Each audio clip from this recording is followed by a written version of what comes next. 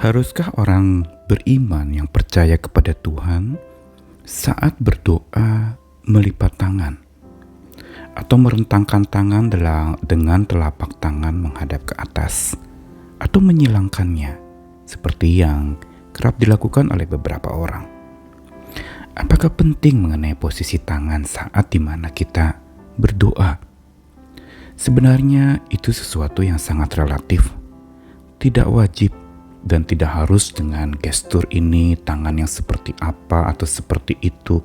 Semua ini sebenarnya mengandung makna. Dan maknanya itu menarik. Misalnya ketika berdoa melipat tangan seperti membuat sebuah kepalan. Ini adalah sesuatu yang berdasarkan praktik Romawi yang melambangkan ketundukan.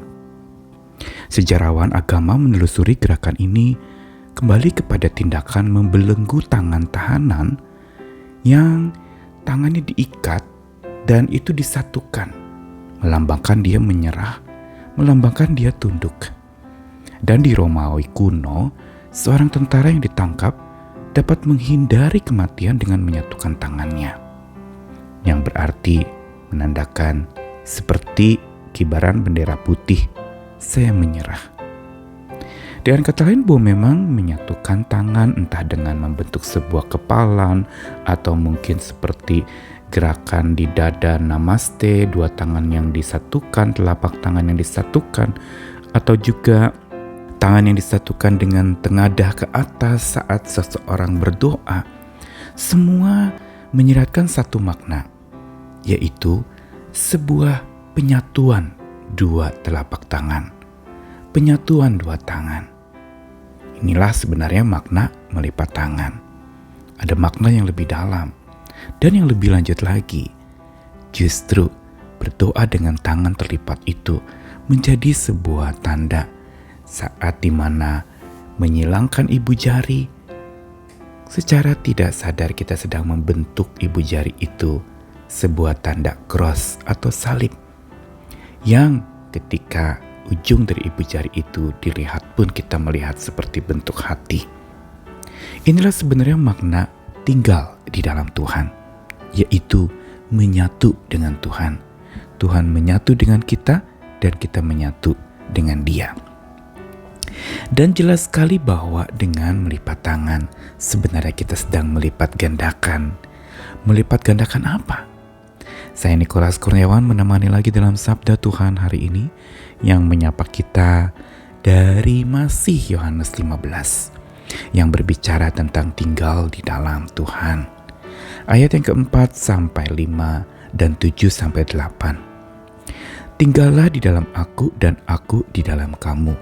Sama seperti ranting tidak dapat berbuah dari dirinya sendiri kalau ia tidak tinggal pada pokok anggur. Demikian juga kamu tidak berbuah jikalau kamu tidak tinggal di dalam aku. Akulah pokok anggur dan kamulah ranting-rantingnya. Barang siapa tinggal di dalam aku dan aku di dalam dia, ia berbuah banyak. Sebab di luar aku kamu tidak dapat berbuat apa-apa. Jikalau kamu tinggal di dalam aku dan firman-Ku tinggal di dalam kamu, mintalah apa saja yang kamu kehendaki dan kamu akan menerimanya. Dalam hal inilah Bapa-Ku dipermuliakan, yaitu jika kamu berbuah banyak, dan dengan demikian kamu adalah murid-murid-Ku. Menarik sekali dikupas lagi Yohanes 15 kali ini ayat 4-5 dan 7-8. Makna tinggal atau dalam bahasa Yunani meno itu mengingatkan kepada setiap kita tentang arti kemelekatan yang begitu dalam, seperti pokok anggur dengan batang-batangnya atau ranting-ranting yang lembutnya itu. Dan di sini lebih dijelaskan bagaimana dampak dari tinggal itu akan menghasilkan buah. Pertama dijelaskan bahwa sama seperti ranting tidak bisa berbuah dari dirinya sendiri. Ini mengingatkan bahwa memang ranting perlu melekat erat kepada pokok anggur itu. Kalau dia tidak tinggal di pokok anggur itu, dia tidak bisa berbuah. Kenapa? Karena kalau dia tidak tinggal di dalam pokok anggur itu, dia tidak bisa berbuat apa-apa alias mati. Inilah sebenarnya arti berbuah.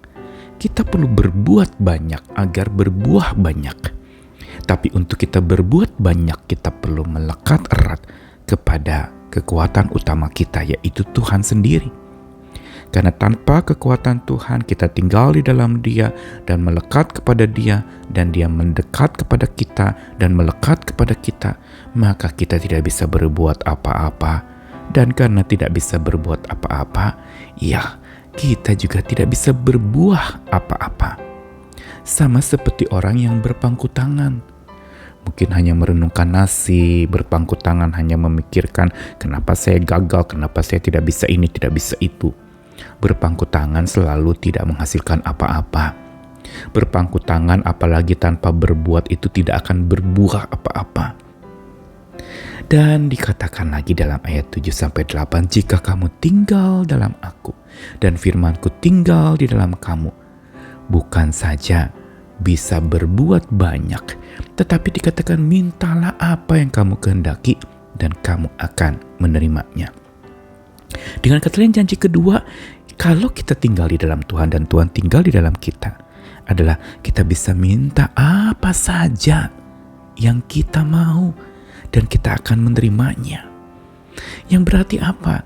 Bukan saja tinggal itu menyebabkan kita bisa berbuat sesuatu, kita bisa melakukan banyak hal, tapi kita bisa menerima banyak hal. Ini luar biasa. Dan karena kita menerima banyak hal, kita makin bisa berbuat banyak hal pula. Dan dampaknya adalah berbuah banyak hal pula. Dan dikatakan serta yang ketiga, mau tegaskan bahwa tinggal di dalam Tuhan itu membuat kita bisa berbuat banyak, menerima banyak, dan inilah sebenarnya dampaknya berbuah banyak, dan itu adalah ciri dari para pengikut Tuhan, murid-murid Kristus, yaitu ketika seseorang makin terus dipegang tangannya oleh tangan Tuhan. Ini yang artinya Tuhan tinggal di dalam kita, Dia menetap di dalam hati kita, dan kita juga tinggal di dalam Dia, yaitu dengan makna apa? Rutin melipat tangan kita, merapatkan tangan kita, menyatukan tangan kita, melekat padanya, tunduk dan berserah kepadanya seperti lambang dari ajaran Roma mengenai melipat tangan itu. Sesungguhnya inilah yang menyebabkan kita bisa melipat gandakan buah. Makin kita melipat tangan, menyatukan hati kepada Tuhan, dan Tuhan menyatu di dalam hidup kita, makin kita akan dikuatkan, makin kita bisa berbuat banyak hal, dan karena bisa berbuat banyak hal, kita akan menerima banyak hal, dan karena menerima banyak hal, kita bisa berbuah banyak hal. Karena pelajaran hari ini mau mengajarkan kepada kita, ayo kita melipat tangan, bukan diam saja, tapi merapatkan tangan kita seperti merapatkan hati kita melekat kepada Tuhan. Dan disitulah buah-buah akan makin dihasilkan dari hidup kita. Buah pertobatan kita, buah pelayanan kita, buah segala pekerjaan kita. Dan nama Tuhan dipermuliakan, serta inilah ciri dari seorang pengikut Tuhan. Mari kita bersandar lagi kepada Tuhan. Mari satukan hati kepadanya, dan biar Tuhan tetap dalam hati kita, agar kita bisa berbuah banyak, makin berlipat kali ganda. Karena makin kita merapatkan tangan kita kepada Tuhan, makin mengeratkan hati kita kepada Tuhan, saat kita melipat tangan kita berdoa kepadanya. Selamat tinggal di dalam Dia, dan jangan pernah jauh daripadanya, supaya kita bisa berbuah banyak dan berlipat kali ganda. Amin.